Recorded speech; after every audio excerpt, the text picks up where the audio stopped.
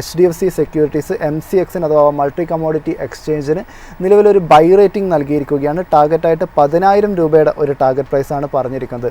ഈ ഒരു ഓഹരി പരിശോധിക്കുകയാണെങ്കിൽ വലിയ രീതിയിലുള്ള ഒരു അപ്സൈഡ് പൊട്ടൻഷ്യൽ കാണാൻ വേണ്ടിയിട്ട് സാധിക്കുന്നു എന്നൊരു കാര്യമാണ് നിലവിൽ ഇപ്പോൾ HDFC സെക്യൂരിറ്റീസ് പറഞ്ഞിരിക്കുന്നത്. ഇതിൻ്റെ ഇൻവെസ്റ്റ് ചെയ്യാനുള്ള പ്രധാനപ്പെട്ട റാഷണലായിട്ട് അവർ പറയുന്ന കാര്യം നിലവിൽ ഇപ്പോൾ ഗോൾഡ് ആൻഡ് സിൽവറിൻ്റെ ഒക്കെ തന്നെ ഓപ്ഷൻ ട്രേഡിംഗ് ഒക്കെ തന്നെ വലിയ രീതിയിലുള്ള ഒരു വർധനവ് കാഴ്ചവെച്ചിട്ടുണ്ട്.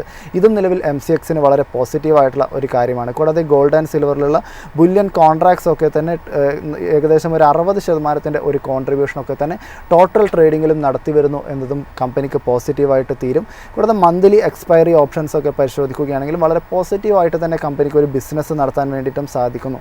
കൂടാതെ നോക്കുകയാണെങ്കിൽ സ്ട്രക്ചറലി തന്നെ ഈ ഒരു മേഖലയിൽ കമ്മോഡിറ്റി മേഖലയിൽ ഒരു ടെയിൽ വിൻഡ് നിലനിൽക്കുന്നു. കൂടാതെ പുതിയ പല പ്രൊഡക്റ്റുകളും നിലവിലിപ്പോൾ വിപണിയിലേക്ക് എത്തുന്നതൊക്കെ തന്നെ MCXനെ സംബന്ധിച്ചിടത്തോളം ഒരു പോസിറ്റീവായിട്ടുള്ള ഒരു കാര്യമാണ്. അവരിപ്പോൾ പറഞ്ഞിരിക്കുന്നത് പുതിയ ഒരു ലോഞ്ച് എന്ന് പറഞ്ഞിട്ടുണ്ടെങ്കിൽ ക്യാഷ് സെറ്റിൽഡ് ഇൻഡെക്സ് കോൺട്രാക്റ്റ് എന്നത് തന്നെയായിരുന്നു. ഇത് വളരെ അട്രാക്റ്റീവ് ആയിട്ടുള്ള ഒരു ഓപ്ഷനാണ്. ഇപ്പോൾ ഫോറിൻ ഇൻവെസ്റ്റേഴ്സിന് പരിശോധിക്കുകയാണെങ്കിലും ഡൊമസ്റ്റിക് ഇൻസ്റ്റിറ്റ്യൂഷൻസിന് നോക്കുകയാണെങ്കിലും ഈ ഒരു ക്യാഷ് സെറ്റിൽഡ് ഇൻഡെക്സ് കോൺട്രാക്റ്റ് എന്ന് പറയുന്നത് വളരെ പോസിറ്റീവായിട്ടുള്ള ഒരു ചോയ്സ് ആയിട്ട് തന്നെയാണ് ഇവരിപ്പോൾ ചൂണ്ടിക്കാണിച്ചിരിക്കുന്നത്.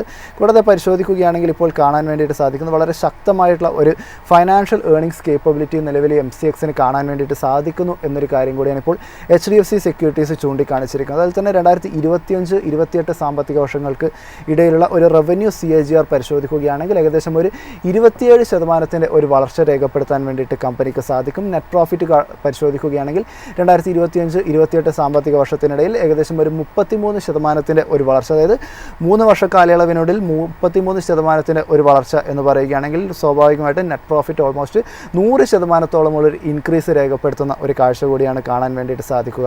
26-27 കാലഘട്ടത്തിലൊക്കെ തന്നെ ഉള്ളൊരു EPS പരിശോധിക്കുകയാണെങ്കിൽ 2026 എസ്റ്റിമേറ്റിൽ പറയുന്നത് ഏകദേശം ഒരു 6% ഒരു ഇൻക്രീസ് MPSൻ്റെ ഏർണിംഗ് പെർ ഷെയറിൽ കാണാൻ വേണ്ടിയിട്ട് സാധിക്കും. 2027 എസ്റ്റിമേറ്റ് ആകുമ്പോഴേക്കും ഇത് ഏകദേശം 9% വളരുന്നു. കൂടാതെ നിലവിൽ പരിശോധിക്കുകയാണെങ്കിൽ MCXൻ്റെ ട്രേഡിങ്ങിലൊക്കെ തന്നെ വളരെ മികച്ച രീതിയിലുള്ള ഒരു വോളിയൂം കാണാൻ വേണ്ടിയിട്ട് സാധിക്കുന്നുണ്ട്.